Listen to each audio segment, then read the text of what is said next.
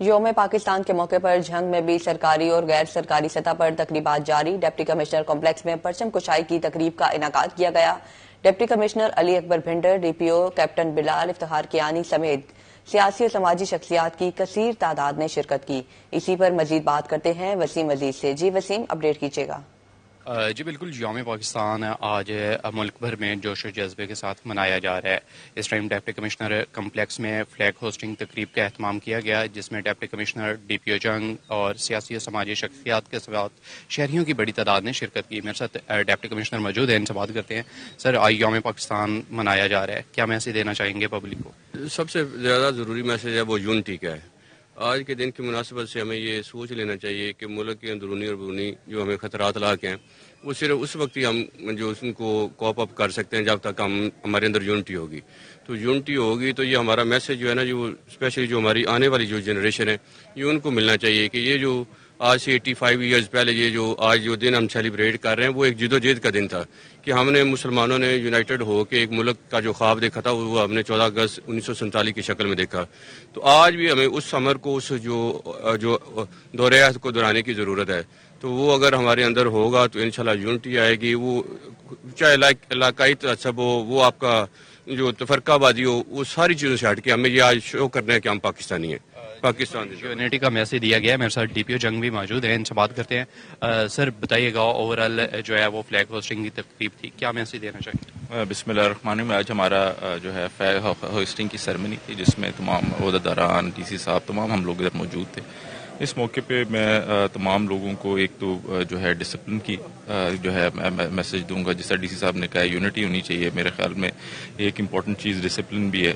آج کل جو چیز ہماری لائف سے لیک کرتی ہے وہ یہ ہے کہ وہ ڈسپلن، اور اگر ہم اپنی جو ہے اپنی لائف میں ڈسپلن لائیں اور یہ کہ چیزوں کو اچھے طریقے سے دیکھیں، اور جو چیزیں ہماری زندگی میں لیک کر رہی ہیں ان کو ہم بہتر کریں، تو انشاءاللہ ہماری لائف بہتر ہو سکتی ہے اور ہم پاکستان کو بہتر کرنے میں ایک اچھا اقدام ادا کر سکتے ہیں۔ ٹھیک ہے وسیم، بہت شکریہ۔ شور کوٹ میں 23 مارچ کے حوالے سے میونسپل کمیٹی میں پرچم کشائی کی تقریب، اسسٹنٹ کمشنر اسمد یار اور دیگر نے تقریب میں شرکت کی۔ مزید جانتے ہیں شہزاد علی سے۔ جی بتائیے گا۔ آج کے حوالے سے میونسپل کمیٹی شورکوٹ میں آج ایک تقریب کا انعقاد کیا گیا، پرچم کشائی بھی کی گئی ہے۔ اس کے ساتھ ساتھ تحصیل شورکوٹ کے تمام اداروں کے سربراہان بھی اس موقع پہ موجود تھے۔ مسلم لیگ کی رہنما چودھری خالد بھی اس موقع پہ موجود ہیں۔ میرے ساتھ اسسٹنٹ کمشنر شورکوٹ موجود ہیں، ان سے بھی جان لیتے ہیں۔ سر یہ بتائیے گا کہ آج بڑا اہم دن ہے، کیا کہیں گے؟ بسم اللہ الرحمن الرحیم۔ جی بالکل، 23 مارچ ہماری ملکی تاریخ میں جو ہے ایک بہت اہم اور لازمی جو ہے وہ دن ہے، جس کی یاد ہمیں ہمیشہ جو ہے وہ بڑی جوش و خروش سے جو ہے وہ منائی جاتی ہے۔ یہ قرارداد پاکستان اس دن منظور ہوئی تھی، اور یہ پاکستان کا بیسیکلی ایک کانسیپٹ تھا جو کہ پیش کیا گیا تھا، جس پہ تمام لوگوں نے اتفاق رائے سے یہ جو ہے اپنے اتحاد کیا تھا کہ انشاءاللہ ایک آزاد ملک لے کے رہیں گے، جہاں پہ آج ہم سانس لے رہے ہیں، آزاد بس رہے ہیں، پاکستان جس کا نام ہے۔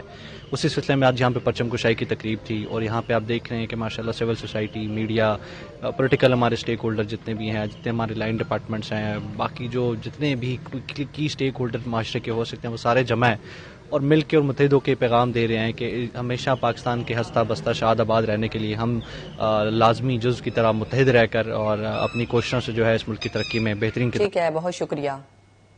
احمد پور سیال میں بھی یوم پاکستان ملی جوش و جذبے سے منایا جا رہا ہے۔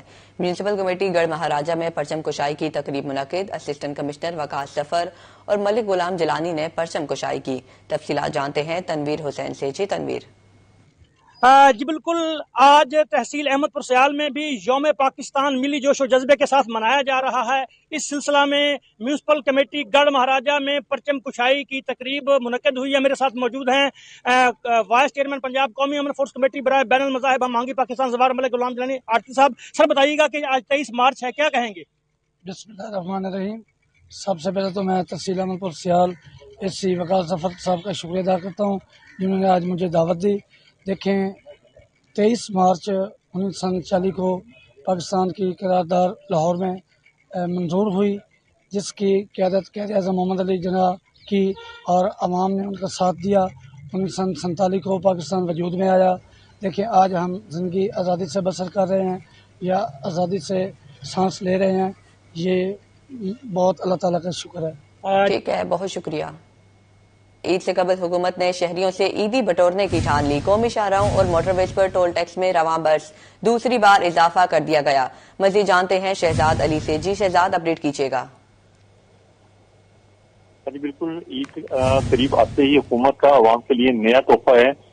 موٹر وے پر بنے تمام ٹول پلازوں کی جو پرچی لی جاتی ہے اس کی قیمتوں میں اضافہ کر دیا گیا ہے. جیسے کہ نیشنل ہائی ویز پر کار ڈرائیور کو 70 روپے، ویگن 150 روپے، بس جو ہے 250 روپے، ایکسل ٹرک جو ہے 300 روپے.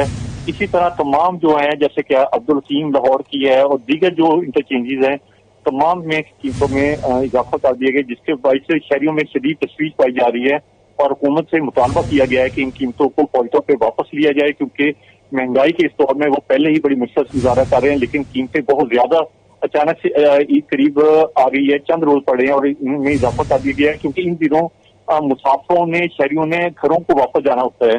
تو اس صورت میں عید کی خریداری کے ساتھ ساتھ ان کی قیمتوں میں جب اضافہ ہوگا تو ان کے لیے مشکلات بڑھیں گی. تو انہوں نے مطالبہ کیا کہ فوری طور پہ ان قیمتوں کو واپس لیا جائے تاکہ وہ بآسانی سفر کر کے اپنے گھروں کو واپس جا سکے.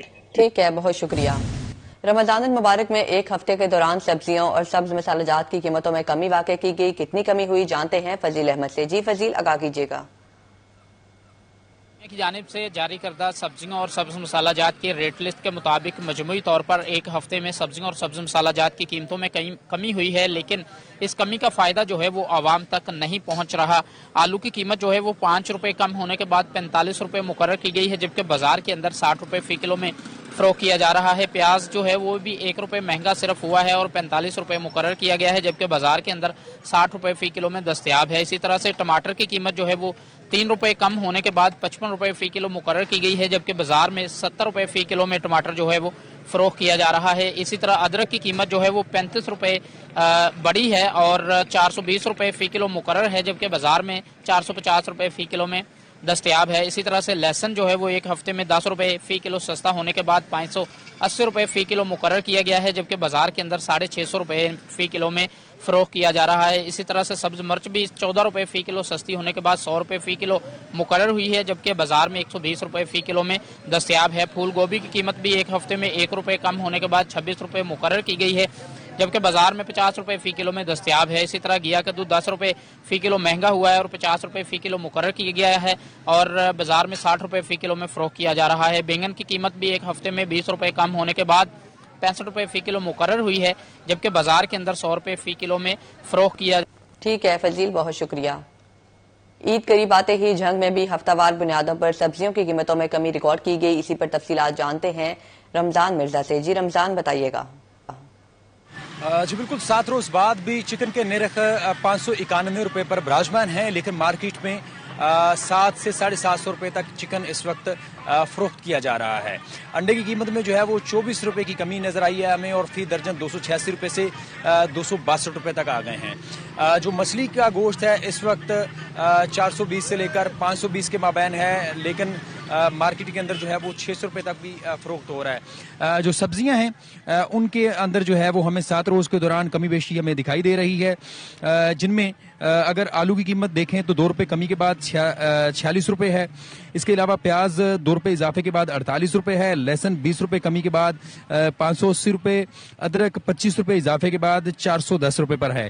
کھیرا 15 روپے سستا ہو کر تقریباً 30 روپے کا ہے. بینگن جو ہے وہ 35 روپے کمی کے بعد 45 روپے ہے.